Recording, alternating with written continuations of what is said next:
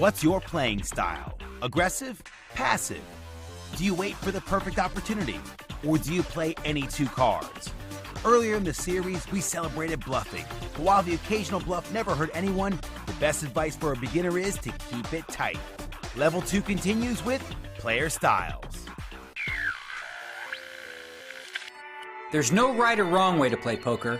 There's not one method that will guarantee success, but there are ways and means for you to maximize your chances of winning.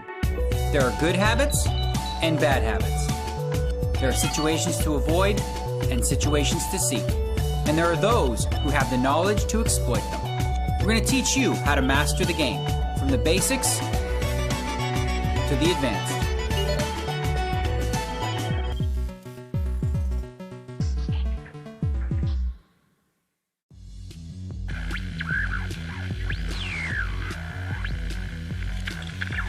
In Level 2 so far, we've covered all aspects of betting. When to bet, why to bet, and how much to bet. Now it's time to start fine-tuning your own game with a look at playing styles. We're going to look at the tight, aggressive playing style that's recommended for beginners and examine some of the pitfalls of playing other styles. There are 2 tutorials for you to take in. That's the complicated bit. And as ever, we travel around the globe for our fix from the Poker Vault. Today, the action comes from San Remo as we relive the events of 2008 in detail and review a tight, aggressive master at work. We also have the pro analysis section where a hand is dissected in detail. This time, Daniel Negreanu is in the chair. And 4 of the best get together to discuss how they develop their own style. Taking part in the powwow today, Veldhouse, Walbet, DeMello and Mattern. But first, it's time for the tutorial.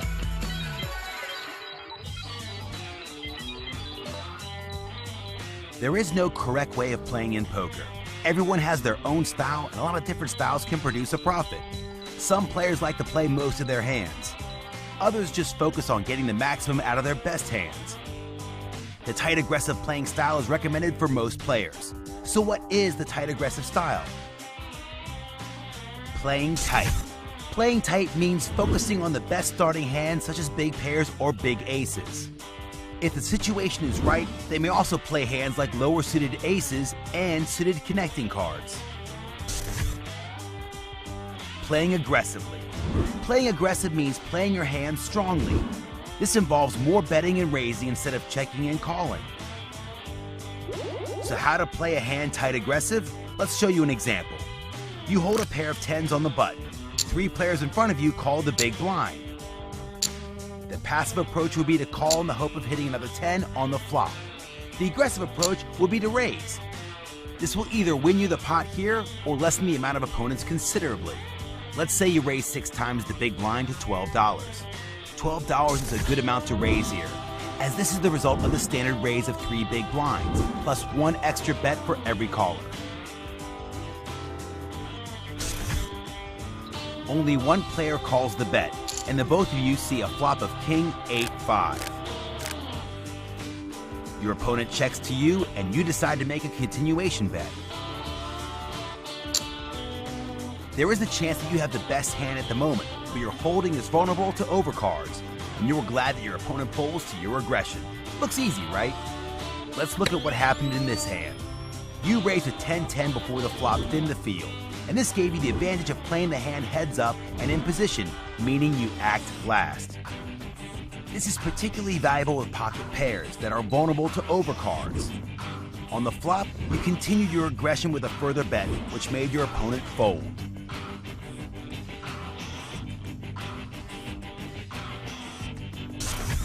This graphic shows different types of playing styles. On the top right, the loose aggressive style, i.e. playing many hands and putting a lot of pressure on your opponents. On the bottom right, the loose passive approach that is commonly played by many beginners. On the left-hand side, there are the tight styles. In the lower corner, the tight passive style, which is playing strong hands carefully. Last but not least, there is the tight aggressive, which we discussed. So, in general, you don't want to play too loose through playing too many hands. You want to play your good hands strongly but not passively, meaning this leaves only the tight aggressive style. So in conclusion, a tight aggressive player plays few hands, and when they do play in those hands, they play aggressively. Go to any poker tournament and the room will be full of tight, aggressive players. Yeah, you'll find the odd loose cannon. Tread carefully around them. But most players will favor the tight, aggressive approach. Some guys do very well out of it. Very well indeed. If you win one major tournament, people will know your name. If you win two, you turn heads. If you win 6 in 3 years, people pray you don't sit down at their table. This is Jason Mercier's story. I discovered poker my first year of university and just played poker for about 3 year part-time while I was trying to build up money. I was studying to become a math teacher. You know, I wasn't really excited about doing that, but it was one of the only things that I felt like I was good at or interested in. April 2008, San Remo, Italy. As hundreds gathered for the city's inaugural EPT event, the poker world stood and waited as face after face was sent to the rail and dreams were crushed within the turn of a card. The finest players in the game lay in wait, hoping to take a piece of the €3 million prize pool. But within the crowd sat a 22-year-old from Florida. Barely noticed by the spectators, young Jason Mercier was about to change his life forever. When San Remo first started, you know, I really was just trying to make it to day 2. And yeah, at the end of day 2, I was the chip leader of San Remo. There was 31 players left. And I just remember thinking, wow, I actually have a chance to win this thing. There was a chance I was going to be on the final table. You know, I'm guaranteed, you know, this amount of money, and then I'd have a really good chance at winning, you know, $1 million. I remember specifically with 2 tables left that there were a lot of strong players left. Isaac Barron, Jonas Clausen, Randall Flowers, all those guys are really solid, and I was happy with, you know, how things played out with the final 2 tables because, you know, some of the really strong players busted out. Jason had made it to the final table, and once there, it was one hand that lives on in poker lore as one of the greatest calls in EPT history. When there were 4 players left, I got into a hand versus Eric Koskis, which ended up being the swinging point for me. It pretty much won me the tournament.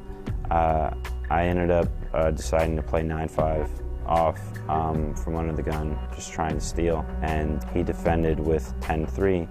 He was basically just going to try and outplay me, and I kind of felt that at the beginning of the hand, so when the flop came Jack 6-5, I decided to check back. The turn was an 8, and he fired like a full pot bet, which I called, and then when the river was an 8, he moved all in. I'm all in. Eric, all in. And it took me a few minutes to make the call. Think it through, you're thinking it through, checking out his body language, he's looking at Eric. And I obviously won and knocked him out. I call. And call. Eric all in, showdown. Nothing. Eric shows a bluff, 10 high and 5-9 is the hand. It's not exactly an easy call. I had to decide if I wanted to risk these chips and just decide if he was, you know, on a stone cold bluff, and luckily he was, and I was able to look like a genius. Congratulations, sir. Thank you. It's wonderful. Really wonderful. That hand alone signified a special talent and made sure the poker world now knew the name Jason Mercier. And soon, he had the title to enhance his reputation even further. The whole final table just ended very quickly. It was only about 2 to 2.5 hours long. Heads up only took 2 hands. All in and call. Anthony, all in. You know, we got all in, and I had king queen against 7s and spiked the queen on the flop to win the whole thing. And we have a decision. Winner is Jason, runner-up Anthony Lelouch. I remember right after I won, you know, I was just like so excited, just so happy that I did it, and you know, I was happy with the money that I won, and I was just looking forward to what was going to come from this. Just 6 months later, Jason went on to win the EPT London High Roller event. Since then, he just hasn't stopped winning, and now with 2 World Series bracelets and 2 NAPT High Roller titles to his name, he's quickly earning himself a legendary status. It's easy to forget he could have been a maths teacher, but it was through these humble beginnings that his game developed. I think math is huge in the game of poker. You know, there's a lot of decisions that are made that should be based on, you know, math and, you know, statistics and just running the numbers and figuring out if you're supposed to call or fold. And yeah, a lot of people don't use that, and I think that that's one of the things that a lot of people struggle with. If you want to watch the show again, recap previous episodes, or join the series at a more advanced level, then go to everythingpoker.com. Time for a break now, but first a question. In its first 6 seasons, the EPT crowned 57 champions. But our question to you is how many of these players started the final table in last place with the lowest chip count? Is it A, 1, B, 4, or C, 15? Answer after the break.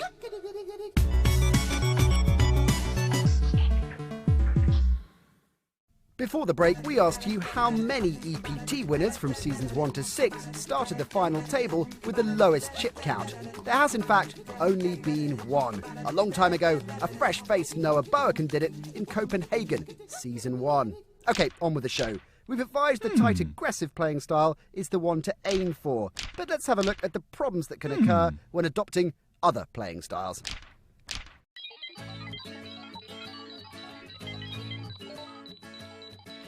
As we've mentioned, there are several different playing types in poker. We've shown you the tight aggressive. Now it's time to show you the others, the loose aggressive, the tight passive, and the newbie loose passive. Every style has pros and cons, and we're here to show you what they are. Loose aggressive style. A loose player plays in a lot of hands. An aggressive player, when playing these hands, is more likely to bet or raise than they are to check, fold, or call. Pros. You'll get lots of action. Never forget that poker is a game. You're there to play and have fun. When a tight player raises, you know that they have a strong hand. If you're a loose player and raise, your range of hands is so wide that predicting what you have is a difficult task. As a loose aggressive player, you will be playing more draws and bluffing more often. Your opponents will be more willing to play with you, and when you do have a monster hand, you could win a hefty pot. I know you're crazy, but are you stupid? Cons. A lot of the time, you'll be playing with a good hand, but not a great hand. Good players will put you to the test by making you commit a lot of chips with a medium kicker. When you get called, you'll often be behind pre-flop. If you play a hand like Ace-2, you could be dominated. So if you're loose aggressive, you'll get lots of action. It's hard for your opponents to put you on a hand. You get less credit for having a strong hand, but you are faced with tough decisions and you'll often be behind pre-flop. A lot of beginners play a loose passive style. It's not profitable and should be avoided at all costs. Pros. You see a lot of flops, and that's about it. Cons. Loose passive players end up committing too many chips with weak hands. They call bets with bad hands and chase unprofitable draws. The only way to win is to get very, very lucky, and in poker, luck tends to even out. When you have a good hand, you need to build pots to maximize profit. You can't do this if you're too passive. So if you're loose passive, you'll see a lot of flops, but you'll often overcommit with weak hands. And when you do get a good hand, you won't win much. The tight passive style is associated with cautious players.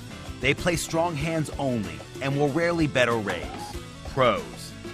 A big pro is that you'll predominantly enter the pot with the best hand, which is rarely a bad thing. Decisions are easy. If you hit a pair on the flop, your kicker is probably good. And you won't be playing mediocre hands often, so you won't be put to the test as much as other players. Cons. You'll become more easy to read by your opponents. If you only play good hands and you raise or re-raise, how many opponents do you think will play against you? Hardly any or none at all. Not maximizing profit. A direct result of the previous point. When you have a big hand, you want to win big pots with it. What's the point of having aces or kings if you're not going to win many chips with them? So if you're tight passive, usually you'll enter the pot with the best hand, and your decisions are easy. But it also makes you more predictable and you won't maximize profit. Recap. Okay then, in summary, a tight player plays very few hands, so you can expect them to have good hands when they do. A loose player plays a lot of hands and could be holding a wide range of cards at any given time. Once in a hand, an aggressive player bets and raises a lot, whereas a passive player is much more likely just to check, call, or fold. It's always important to evaluate your own game in poker. So how do you know if you're a tight, aggressive player? Well, tracking software can monitor your hand history and interpret this data for you. It gathers information about you and your opponents and presents the information in a form for you to make your own interpretations. There are all kinds of stats that this software can show you, but if you want to keep it simple, there are two statistics you need to bear in mind to calculate whether a player is tight aggressive. VPIP stands for voluntarily put into pot and is the percentage of pots you play voluntarily. PFR stands for pre-flop raise. The number next to it is the percentage of pots you raise pre-flop. So how do you calculate if you're tight aggressive? A tight player will voluntarily play anything up to about 14 to 18% of pots. An aggressive player will enter most pots with a pre-flop raise. So if your VPIP is between 14 to 18% and your PFR is almost identical, it means that you don't play too many pots, but when you do, you usually enter with a raise. So you can call yourself a tight aggressive player. So tag style is best and passive play sucks. Don't believe us? Then listen to this guy. Daniel Negreanu didn't become rich and famous by playing passively, you know. Here, he analyzes a hand for us.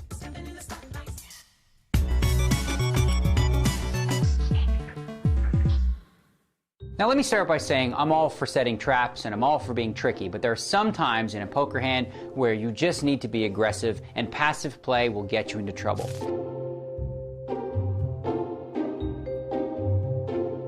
This hand from the EPT will illustrate just that. Let's take a look here. So here we see ace-queen, early position. That's pretty much a raise, and here we're going to see the correct play, which is the raise. Now the action is on the small blind, and he's got ace-king. Let me stop it right there. The bet was way too big compared to his stack size at this point to just call. Sometimes, like I said, with ace-king you can call, but in this case, Simonian really needed to just stick it in with ace-king, and he'd get himself in a very good situation because his opponent with ace-queen is going to call him, and as you can see, he'd be about a 3-to-1 favorite. Instead, by calling, what he does is he gives the big blind a good price to try and, flop something. And now, if he doesn't catch an ace or a king on the flop, he's probably going to have to check and fold. Whereas, if he moves all in now, he's either going to A, win the pot before the flop, or B, likely get himself in a good situation against ace-queen. So he just calls instead. Action is on Likov, and he's got a garbage hand. He's got 10-3 of hearts, but he feels like, hey, you know what? Price is right. I'm going to take a flop with it. So 3 players to a flop. Simonian is going to have to act first as well, which is just such a big disadvantage. Position is so important. And now, as you can see, he's flopped nothing. Theoretically, he has the best hand in that ace-king highs ahead right now. But 10-3 of hearts for Likov is the favorite because he can catch any heart. He can catch a 5, he can catch a 3, he can catch a 10 to win this pot. And this is a hand that he shouldn't even be in because if Simonian would have played his hand right, he would have re-raised before the flop, got him out, picked it up. So it's checked over to the pre-flop raiser, who's going to be aggressive. Doshenko bets the flop. And now ace-queen is going to bully out ace-king. But he played his hand so passively here that now he's forced into a tough decision where he's probably going to just have to fold. So the action's going to be on Likov right now, who's got a big draw. And as you can see now by the percentages heads up, he's 62% to win this hand. And in situations like this, there's 2 ways to go, aggressive or passive. Now here we see the correct play, the aggressive move. If your opponent has something, oh well, you're still going to have a lot of cards to catch to win. But if he doesn't, a hand like ace-queen, you're going to push him off the hand. And Dovchenko folds. So as you can see, in this one hand, illustrated how passive play cost ace-king the pot, and aggressive play won Likov the pot. So what does that teach you? Push, push, push. Be aggressive when in doubt.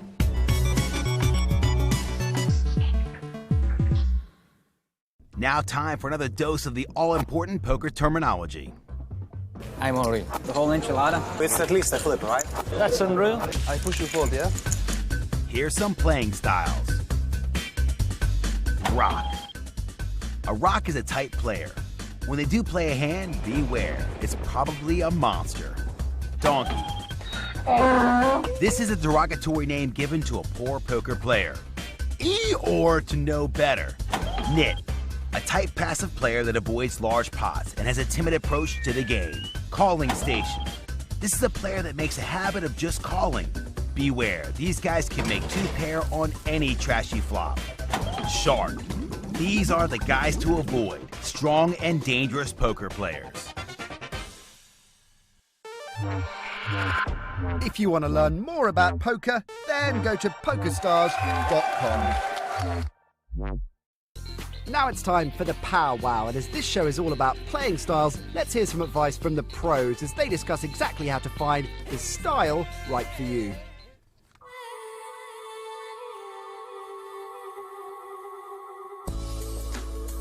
It's not easy becoming one of the best in the world. From the dizzying heights of winning a huge pot to the soul-destroying lows of getting knocked out of a tournament, it's a do-or-die game.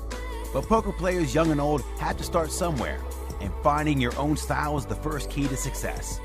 On a balmy summer evening in Barcelona, 4 well-known faces of poker look back at how they found their styles and the players they modeled their games on. Taking part in the powwow today are Arnaud Materne, winner of a coveted EPT title. He took down the Prague event in 2007. Fatima de Mello, a gold medal winning athlete who has now turned her attention to poker. Fatima learned the game from her friend Flex Veldhaus, an online cash game phenomenon, one of the most aggressive types. As is Billy Walbeck. The Flying Finn is one of the best mixed game players on the circuit. I think that at the beginning, like playing very straightforward with some really basics, real basics, I think it's a good way to start the game. Yeah. Like, what do you think about your style? How did it develop, and what was your style at the beginning when you were like just fooling around with the game? When I just started playing it a little more seriously, I was playing completely crazy, and then the people. Like now, right? Yeah. I guess. You're at the beginning still. Wow. And then the people who were teaching me were just saying, no, just stop doing this because I don't feel like handling all this craziness, and so just play tight and go from there. And what they explained to me was a really good lesson, I think, is loose players exploit tight players. If you want to know how to exploit a tight player, then you have to know how a tight player thinks. I think in the end it goes pretty much how people's personalities are. I really think that poker is more of a stretch of your personality. So are there any like people who really made an impression on you? Vanessa Russo. Vanessa Russo is one of the most successful female poker players of all time, with almost $3 million in tournament winnings to her name. She was like, well, just really busy, but she just confirmed that, it's okay to play ABC poker for a while and then move on to, more creative styles. I'm just really competitive, and I sensed that in her and the way she approached it, and she's a perfectionist and wants to do as good as possible, and that kind of inspired me. So what about you, Vil? Like, did you see people you were really like, oh, that could fit my style, or I like how he plays, I want to do the same? I had a lot of discussions with other Finnish players, and we talked a lot about different hands and different ways of playing the game and different games, and so we kind of like shared the information and bringing out your point of making a certain move, and he's bringing out his point of why he thinks you should do differently, and then you're just like throwing the ideas around, and in the mix of it, you're learning the game. What about you, Lex? Like, were you a fanboy or something like this, or did you have like idols? Like, you really like this style? I would always watch like all the WPT finals and stuff like that, and I really remember watching Gus Hansen play. Gus Hansen is a hugely successful Danish player who is famed for having a very aggressive and unpredictable playing style. Thinking like, wow, this is crazy, and oh, you can do it like that too, especially because the commentators were really idolizing him, where they were saying, oh, this is crazy, he's so great, and he won like 3 WPTs in the first season. So it kind of left a mark on my play where I started to try other stuff. Just watching it made me a lot better as a player. Like, I read a lot, like some of the games where Phil Ivey. Phil Ivey is widely considered as one of the greatest players of all time and has so far amassed tournament winnings of almost $14 million.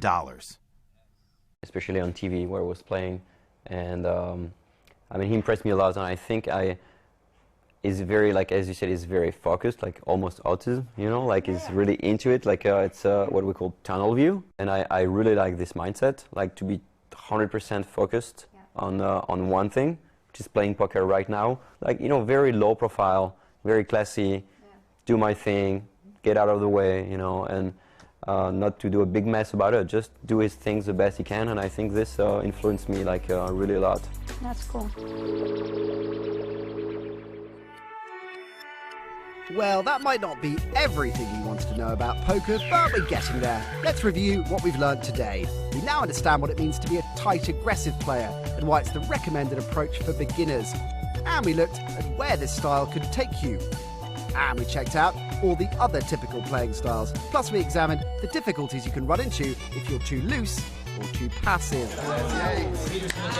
To put what you have learned into practice, go to PokerStars.com. Once on the site, sit down at a table and adopt a tight, aggressive style.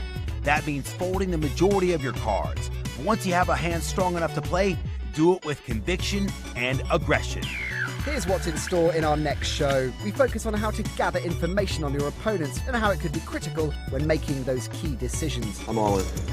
And we'll get an online masterclass from Daniel Negreanu, tips from some of the best, and we'll see just who the pros would like to imitate. Oh my god, this is ridiculous! It is one not to miss. See you next time.